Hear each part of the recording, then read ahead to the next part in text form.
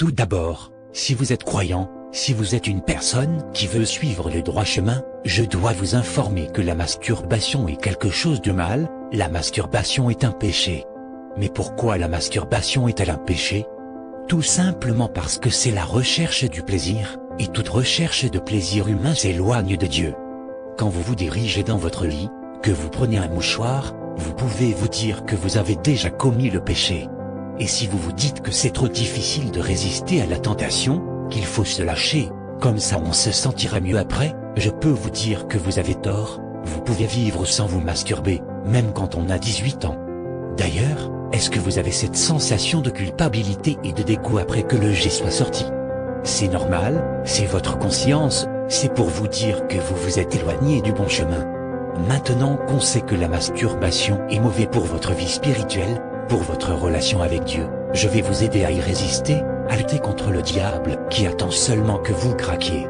Il sait vous parler, il vous dit, allez c'est pas grave, je le fais aujourd'hui, je l'ai pas fait depuis 5 jours, c'est bien, je me sentirai mieux après, toute façon c'est pas si grave, je suis jeune, je peux le faire.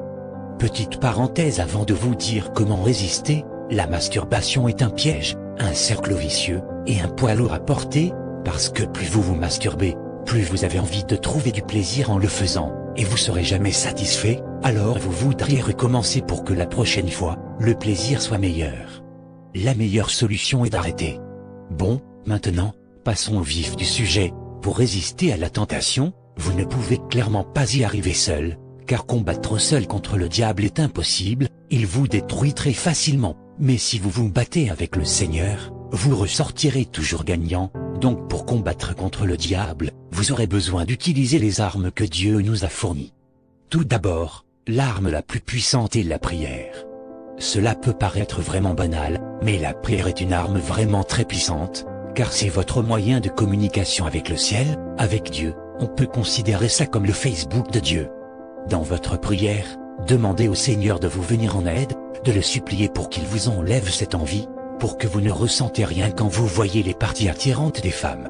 Si votre prière est sincère et fervente, et que vous faites aussi des actions de grâce, alors Dieu sera parmi vous et votre combat sera gagné pour aujourd'hui.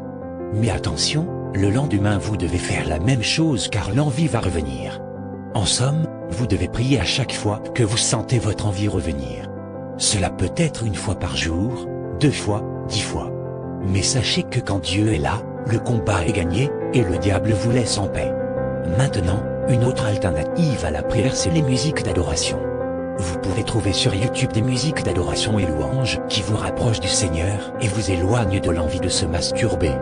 Je vous conseille les adorations de Yvan Castagnou, un pasteur excellent. Ces paroles sont les paroles de Dieu en personne. En résumé, pour lutter contre la masturbation, vous devez lutter contre le diable, et pour lutter contre le diable, vous devez vous tourner vers Dieu, pour qu'il combatte avec vous.